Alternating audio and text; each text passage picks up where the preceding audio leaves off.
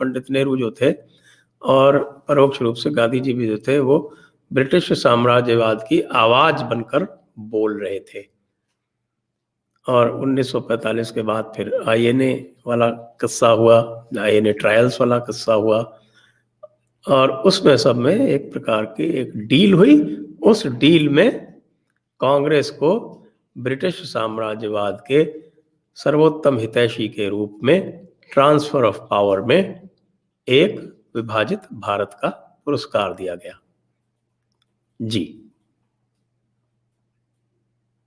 नेताजी के हिसाब से देखिए उनका जो नज़रिया था, उन्होंने 1939 में जब सेकेंड वर्ल्ड वॉर स्टार्ट हुआ है वो चेन्नई में थे उस टाइम पे, और उनको वहाँ पे खबर लगती है कि जर्मनी ने अटैक कर दिया पोलैंड में और सेकेंड वर्ल्ड वॉर स्टार्ट हो गई। तो उन्होंने अपनी किताब में लिखा इंडियन स्ट्रगल में कि हमारे लिए गोल्डन अपॉर्चुनिटी वो आ गई थी, क्योंकि फर्स्ट वर्ल्ड वॉर के बाद से कांग्रेस में एक अंडरस्टैंडिंग थी कि जब फर्स्ट वर्ल्ड वॉर हुआ था तो हमें ये बोला गया था कि आपको हम डोमिनियन स्टेटस दे देंगे, कुछ दे देंगे, लेकिन वॉर के बाद आपको मिला जलियांवाला बाग। तो एक कम से कम अंडरस्टैंडिंग अंदर में थी कि सेकेंड टाइम ये गलती हम लोग नहीं करेंगे, अगली बार अगर विश्व युद्ध होता है तो हम लोग उसको अपने नेशनल इंटरेस्ट में यूज़ करेंगे और फ्रीडम देने की कोशिश करेंगे।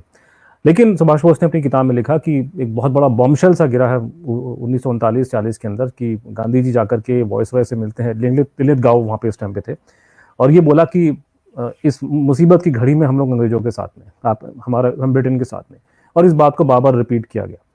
और बाद में शायद गांधी जी ने उसी टाइम पे वो बड़ी मशहूर स्टेटमेंट है जो आजकल उन्होंने दी कि साहब की उनका जो लाइफ का मिशन था वो ट्रुथ और नॉन वायलेंस को दुनिया भर में फैलाना है, ये उनका लाइफ का मिशन है कि दुनिया में शांति को लेकर आएंगे।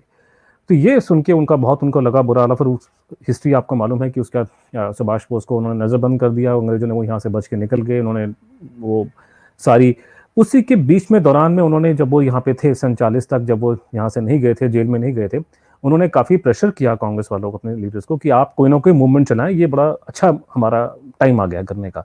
लेकिन उन्होंने मना कर दी कि हम लोग अंग्रेज के उनका जो हालत ख़राब हो रही है उसका हम लोग फ़ायदा नहीं उठाएंगे। तो उन्होंने ये उनको बोला कि आप इनको अल्टीमेटम दीजिए 6 महीने का, इनको बोलिए। तो Subhash Bose when he was in India until 1940 was insisting on a movement which was to exploit the situation happening on the war front. But Congress, Gandhiji, Nehru, they were not interested. They were in favor of the, doing nothing. And then, of course, Subhash Chandra Bose left the country, and after he reached Germany, he started making out broadcast from Germany. Then people in India became, कि हम लोग तो बैठे हैं, ये शायद काम कर रहा है तो हमें कुछ करना चाहिए। फटाफट उन्हें आनंद फानंद में वो डिक्लेयर कर दिया, और 4-5 दिन के अंदर ये लोग अरेस्ट हो गए। और उसके बाद जो कहानी के लिए बहुत से सोर्सेस हैं, बहुत से डिटेल्स हैं, लेकिन एक काफ़ी होगा कि खुशवंत सिंह, आपने नाम सुना होगा। खुशवंत सिंह जी कोई सुभाष चंद्र बोस के फ़ैन नहीं थे, वो तो पंडित जी के शायद अच्छे फ़ैन मेरे ख्याल से रहे होंगे। तो खुशवंत सिंह ने लिखा कि पूरा आपका क्विट इंडिया मूवमेंट आपका 3 दिन में ख़त्म हो गया, सब लोग हो गए अरेस्ट, और 3 दिन 1 वीक में आपके मूवमेंट का नामो निशान नहीं बचा इस देश के अंदर। और बड़ी कमाल की बात है कि आज जिस तरह का ये प्रोपेगेंडा चल रहा है आज के हमारे देश में कि भारत छोड़ो आंदोलन की वजह से ये हमारा देश आजाद हुआ था, जबकि वो उस आंदोलन का 1 वीक में सुपड़ा साफ हो गया था। उसके बाद में वो अलग अलग लोगों ने, जेपी ने, जयप्रकाश नारायण ने, उन्होंने अपनी मूवमेंट उसमें चलाई है, लेकिन उस मूवमेंट को भी कांग्रेस ने और गांधी जी ने बाद में डिसोन कर दिया। इस बात का भी लोगों को नहीं पता कि 43 के बाद में चिट्ठियां लिखी गई हैं वायसराय को, वो अवेलेबल हैं। कोई ऐसा ऐसा नहीं है क्योंकि टॉप सीक्रेट डॉक्यूमेंट की हम बात कर रहे हैं, अवेलेबल है। उसमें गांधी जी ने साफ लिखा हुआ है कि हमारा तो मूवमेंट था ही नहीं, ये लोग, हम तो कभी वायलेंस की बात कर ही नहीं रहे। ये तो आप लोगों ने पब्लिक को मैडनेस की तरफ आप लोग ले गए हैं करके, तो मैं कभी नहीं चाहता था इन चीज़ों को। तो गांधी ने और उन्होंने बाद में इन्होंने रेजोल्यूशन पास किया कांग्रेस वर्किंग कमेटी ने, उसमें वो सब पब्लिक में अवेलेबल है कि दे डिसोन। डॉक्टर आसिम मजूमदार ने तो अपनी किताब में ये लिखा कि कांग्रेस ने माफ़ी मांगी है गांधी ने भारत छोड़ो आंदोलन के लिए। तो माफ़ी का तो मुझे पता नहीं, लेकिन जो डॉक्यूमेंट क्योंकि मैंने उसके नेशनल आर्काइव में काफ़ी डॉक्यूमेंट देखे हैं रिसेंटली, काफ़ी डॉक्यूमेंट होम डिपार्टमेंट के, आपको बड़ा अच्छा लगेगा, होम डिपार्टमेंट के और मिलिट्री इंटेलिजेंस के जो डॉक्यूमेंट बच गए हैं वो कुछ नेशनल आर्काइव में दिल्ली में आए। तो उसमें वो जो गांधी जी ने जो एक्सप्लेनेशन दिया था ब्रिटिश सरकार को कि साहब मैंने कुछ नहीं किया उसमें, उसके लिए वर्ड वो यूज़ कर रहे हैं अपोलोजिया, वो अवेलेबल है, वो हमने किताब में डॉक्यूमेंट रिकॉर्ड लगाया उसका। तो इस तरह का ये है कि इन्होंने फिर बाद में, और सबसे बड़ी विडंबना देश की ये है कि जिस क्विट इंडिया मूवमेंट का सुपड़ा साफ हो गया, जिसका वो लोग नाम तक नहीं लेते थे। इनफैक्ट लोगों को ये भी नहीं पता कि ये तो सितंबर 45 में जाके उन्होंने वर्ड यूज किया अगस्त रेवोल्यूशन। सितंबर 45 से पहले उन्होंने कभी रेवोल्यूशन वर्ड का नाम यूज नहीं किया उन्होंने। जब आपका आईएनए की हवा चली तब इनको पता, क्योंकि इनका तो बिल्कुल हालत इतनी खराब हो गई थी। आपको मैं बताऊं कि जो आपकी जो कांग्रेस वर्किंग कमेटी की मीटिंग हुई है सितंबर, और ये अपने आप में ही एक बड़ा क्लियर पॉइंट है, सितंबर 45 में बॉम्बे में इनकी मीटिंग हुई है और उसके अंदर उन्हें वल्लभ भाई पटेल ने ये रेजोल्यूशन मूव किया है और उसमें मेंशन किया गया था, neither the end of the war nor the change of government in Britain appears to have resulted in any real change in British policy towards India. कि सितंबर 45 तक कोई आज़ादी मिलने का आपको कोई आसार नहीं था। ये कांग्रेस पार्टी का रेजोल्यूशन है वर्किंग कमेटी का, जिसको सरदार पटेल ने खुद मूव किया था, सब किताबों में मिल जाता है। तो सितंबर 45 के बाद देश में क्या चमत्कार हो गया कि आपका विद इन 5-6 मंथ्स अंग्रेजों का माइंड चेंज हो गया। नवंबर 45 में आपके आईएनए ट्रायल स्टार्ट हुए थे। उससे पहले कोई आपका क्विट इंडिया मूवमेंट का कोई नामो निशान नहीं था। जो कुछ था भी इन्होंने अपना पल्ला उसने झाड़ दिया था। उसके लेटर्स अवेलेबल हैं, Gandhi ji correspondence with government available है, पीडीएफ के अंदर जाके देख लीजिए। इतिहासकार आजकल उस डॉक्यूमेंट को कोट नहीं करते कि 1943 में ब्रिटिश गवर्नमेंट ने एक बुकलेट निकाली, उसमें उन्होंने इनको एक्यूज किया कि आप लोग सेकेंड वर्ल्ड वॉर में जब हमारी हालत खराब थी जापानियों के साथ में, आप लोगों ने कंट्री में ये अगस्त डिस्टर्बेंस स्टार्ट कर दिया आप लोगों ने, तो you are to be blame for all that thing. So Gandhi ji wrote this apology. I know I have not done anything. I did not do anything. You were the ones who goaded people to violence. तो historian क्या करते हैं कि जो government का document है उसे तो कोट करते हैं, लेकिन उसके रिस्पॉन्स में जो गांधी जी ने अपॉलोजिया दी है उसे कभी कोट नहीं करते। जहां वो लिख रहे हैं कि मैंने कभी नहीं बोला कि आप जापान को जाके मारो, आपके ही said I am open to the idea of having the military basis in India. Now this man is supposed to be messenger of peace. Japan का कोई ह्यूमन राइट्स नहीं था कि उनके बारे में तो आप मिलिट्री के बेस खोल लीजिए उनको मारने के लिए। तो ये सब बातें हैं, अवेलेबल हैं। वो मैंने कहा नवजीवन प्रकाशन ने छापा है, वो कोई मतलब किसी फॉरेन के पब्लिकेशन का नहीं, गांधी जी का प्रकाशन हाउस ने वो छापा है, लेकिन ये कॉन्टेक्स्ट के बाहर कोट करते हैं, कभी यहाँ कभी वहां। अपॉलोजिया का नाम कहीं आता भी नहीं आजकल। तो वो तो डॉक्टर मजूमदार ने हिम्मत करके उस जमाने में लिख दिया कि साहब ये तो उन्होंने माफी मांगी इन लोगों ने तो भारत छोड़ो के लिए। और सितंबर के बाद सिचुएशन चेंज हुई कंट्री के अंदर, आईएनए के ट्रायल चले और वहां पर बड़ी इंटरेस्टिंग कहानी है कि एक मिलिट्री इंटेलिजेंस का रिकॉर्ड जो है बड़ा ज़बरदस्त। ये आपका ट्रांसफर ऑफ पावर जो वॉल्यूम छपे थे 1970s में, क्योंकि 1970s में आज़ादी को मिले हमारे 25-30 साल हो गए थे, तो अंग्रेजों ने आपको पता ही कि वो ट्रांसफर ऑफ पावर में वॉल्यूम छाप रिलीज़ करने शुरू कर दिए, तो अर्ली 70s में निकलने शुरू हो गए। तो उसके अंदर एक बड़ा इंटरेस्टिंग, उसमें काफ़ी डॉक्यूमेंट है बहुत इंटरेस्टिंग। उसमें से एक डॉक्यूमेंट था कि मिलिट्री इंटेलिजेंस ने खबर भेजी लंदन अपने इंडिया ऑफिस को कि हम लोगों ने अपने एक मिलिट्री में मोल था HC Badhwar, he became a major general in free India, used to play golf in Delhi. Badhwar साहब ने आईएनए ज्वाइन करी, बाद में उसने आईएनए के लोगों के खिलाफ में गवाहियां दी हैं रेड फोर्ट में उस आदमी ने, और बाद में ऑफकोर्स फ्री इंडिया में वो जनरल बन गया। वो मिलिट्री इंटेलिजेंस का आदमी जाकर के अपने बॉस को रिपोर्ट करता है कि I met Asaf Ali and I asked Asaf Ali about this INA and what not, said you were against it, you have issued statement ki they were misguided and all that. Violence had nothing to do with the Congress worldview. Why are you supporting them today in the Red Fort trials?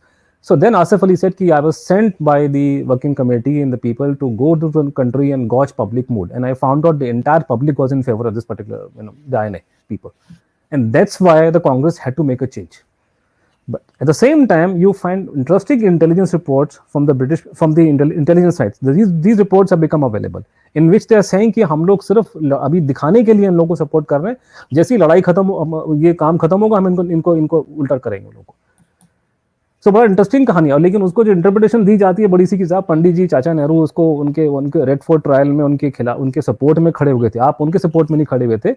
इस देश में 45 के आखिर में election आने वाले थे, election में उनको मुद्दा चाहिए था। कांग्रेस का बैंड बच चुका था, Congress was a moribund organization by the late after the quit India movement, इनका पूरा सुपड़ा अंग्रेजों ने साफ कर दिया था।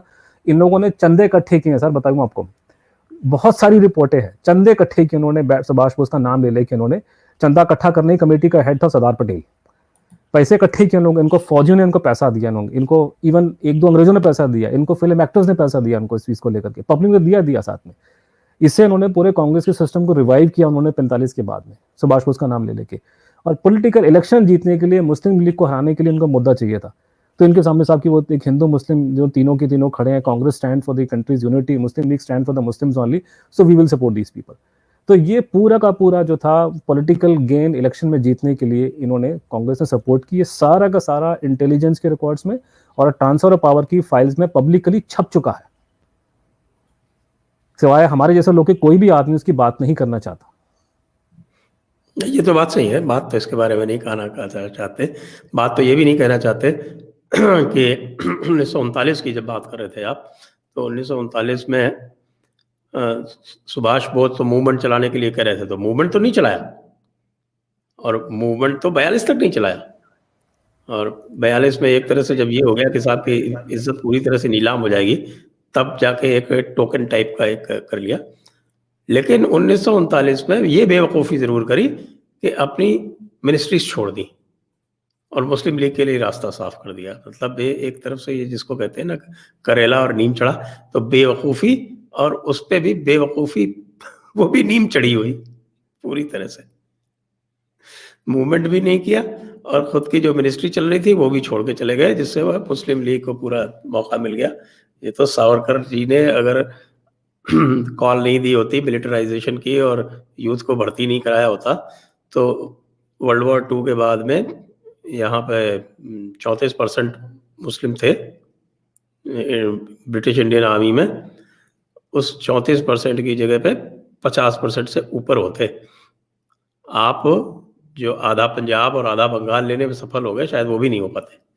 ये गांधी नेहरू जी की जो नेट पॉलिसी का नतीजा वो ये रहता है, अगर बीच में आईएनए नहीं आता और सावरकर ने मिलिटराइजेशन नहीं कराया होता हिंदू यूथ का। हाँ सर, यही तो इसी का पूरा है करके। और ये कि उसके बाद अब कमाल की बात ये है कि अगर आप हम पिछले 10, 20, 30 सालों को देखें तो उसमें काफ़ी रिसर्च हुई है, काफ़ी रेवलेशंस हुई हैं। मतलब मेरे लिए उसको लिस्ट करना बड़ा मुश्किल हो जाएगा। जैसे फॉर एग्जांपल 1945 के अंदर सिर्फ 3 ही हिंदुस्तानी थे जो आपका director general of military operations में डीजीएमओ में थे, इंडियंस। आपको पता है कि उस ज़माने में हिंदुस्तानियों को सूबेदार से ऊपर का रैंक वैसे नहीं मिलता था। कोई बड़े रॉयल फैमिली का होगा तो उसको कैप्टन वैप्टन बना देते थे वो लोग। वो उसी में खुश थे बाय द वे। उनको सूबेदारी करने के, अंग्रेजों के नीचे उनके तलवे चाटने में बड़ा मजा आता था इन लोगों को। तो ज़्यादातर लोग को सूबेदार का रैंक मिल गया, उसी से खुश हो गए। जो रॉयल फैमिली के उन्हें कैप्टन का रैंक मिल जाता था, तो आप उस टाइम पे थे नहीं। तो उसमें 3 ही जनरल जो लोग थे अपने, जनरल सिन्हा जो बाद में गवर्नर बने कश्मीर के, ही वाज ए कैप्टन, और अपने मैनेकशॉ और Yahya Khan became the Pakistani president और प्रेसिडेंट व्हाटएवर इन फ्यूचर। तो ये सिर्फ 3 लोग जो थे वो इसमें शामिल थे जो डीजीएमओ में थे। और सिन्हा साहब जो थे वो इंटरनल सिक्योरिटी को देखते थे। उन्होंने खुद 1986 में, बाद में भी उन्होंने बात को बोला है, पर मुझे उनका एक आर्टिकल उनका लिखा हुआ उन्होंने स्टेट्समैन में छापा था 1976 के आसपास में। उन्होंने बोला 30 साल हो चुके हैं तो मेरे पे कोई ऑफिशियल सीक्रेट एक्ट अब लागू नहीं होगा, तो मैं लिख रहा हूँ कि मैंने वहाँ रिपोर्टें देखी थी, और वो रिपोर्टें थी कि they were not meant for Indian officers, but since we were the 3 people who were part of the DMO, I was able to see those reports. ये सेट कि हमारी, उन्होंने साफ उसमें मेंशन किया, पूरा ओवरऑल खांचा तैयार किया कि देखिए सर, आपको पता है कि प्रॉब्लम क्या हुआ था कि हमारी जो कमर तोड़ी गई थी 1857 के बाद, हिंदुस्तानियों की हिम्मत नहीं थी अंग्रेज की आंख में आंख डाल के बात कर ले। लड़ाई करना तो बहुत दूर की बात है। अगर आप उस जमाने की फोटोग्राफ देखेंगे, आप देखिए ग्रुप फोटोग्राफ में सारे हिंदुस्तानी बैठे, तो उनकी शक्लें भी ऐसे बन के बैठे होते थे वो लोग। उनकी इतनी हिम्मत नहीं थी कि अंग्रेज की आंख में आंख डाल के बात करें। 1857 के बाद जो उनको लटका के मारा गया था यहाँ पे, तो वो एक फीलिंग आ गई थी कि व्हाइट मैन हमसे बहुत सुपीरियर है, व्हाइट मैन को आप नहीं हरा सकते, आपसे फिजिकली पावरफुल है, आपसे मेंटली पावरफुल है, उसके पास वेपन्स, सब कुछ उसके पास में।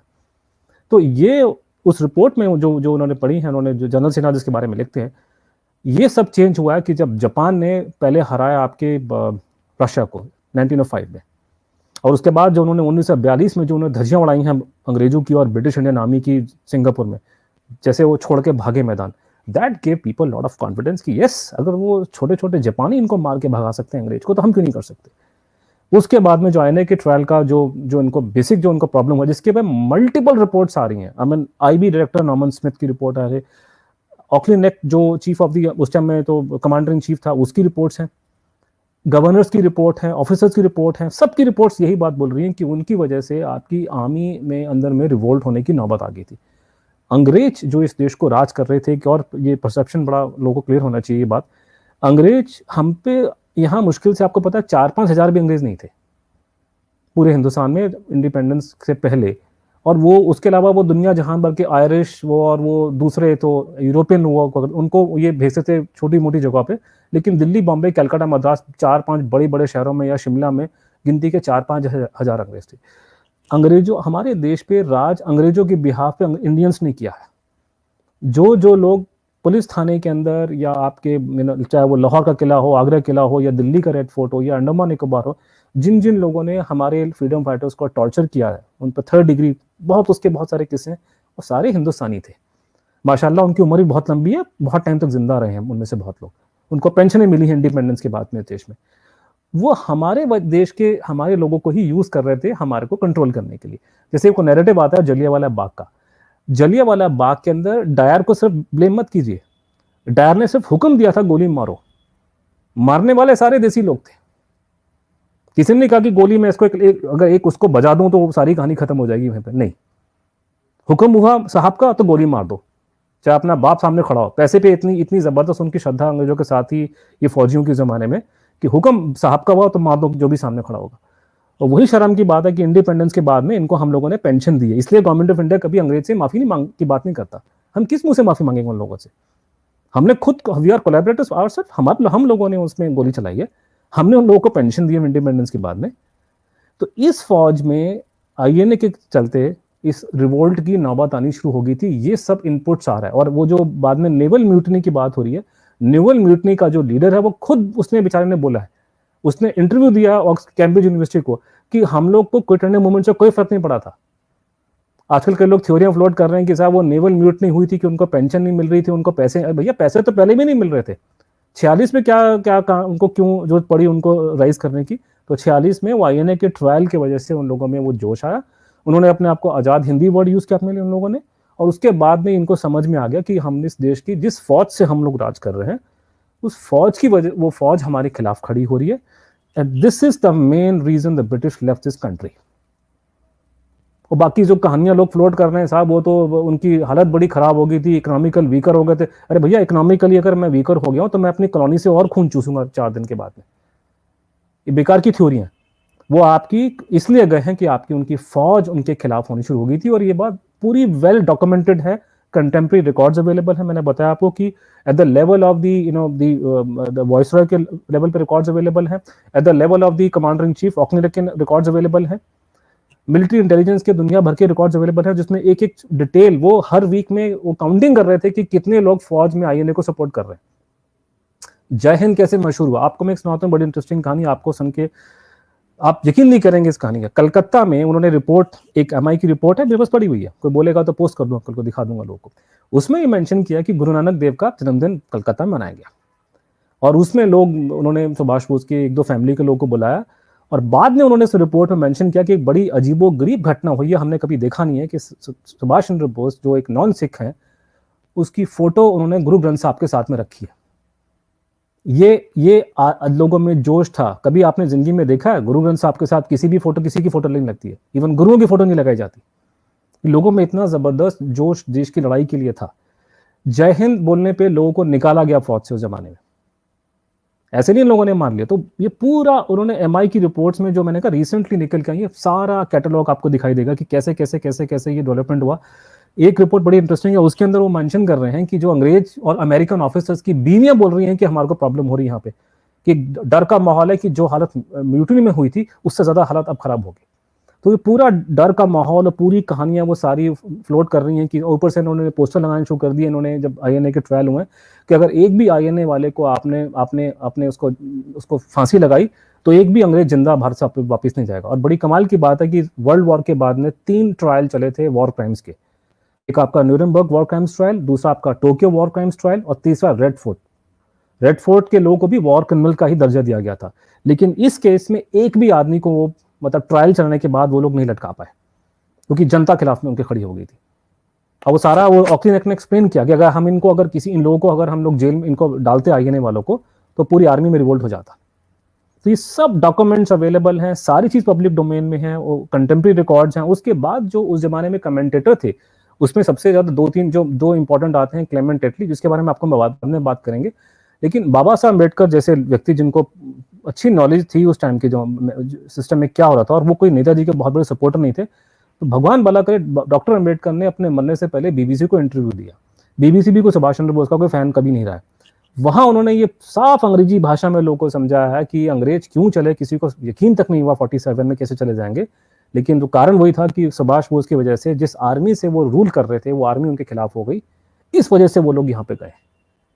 तो ये पूरा का पूरा अगर पूरा आप ये इन्फॉर्मेशन जो डॉक्यूमेंट्स या जो इन्फॉर्मेशन पिछले 10-20 साल में निकल के आई है, इसको अगर आप सामने रख दें तो उसमें कोई डाउट डिस्प्यूट नहीं रहता है कि भारत की आज़ादी कैसे मिली, क्या कारण थे। और लेकिन हमारी ट्रेजेडी देश की ये है कि ट्रांसफर ऑफ पावर जब हुआ देश में, तो जो लोग अंग्रेजों को ग्रीटिंग कार्ड भेजते थे क्रिसमस के और हैप्पी न्यू ईयर के, उन लोग के हाथ में इन्होंने पावर ट्रांसफर करी है।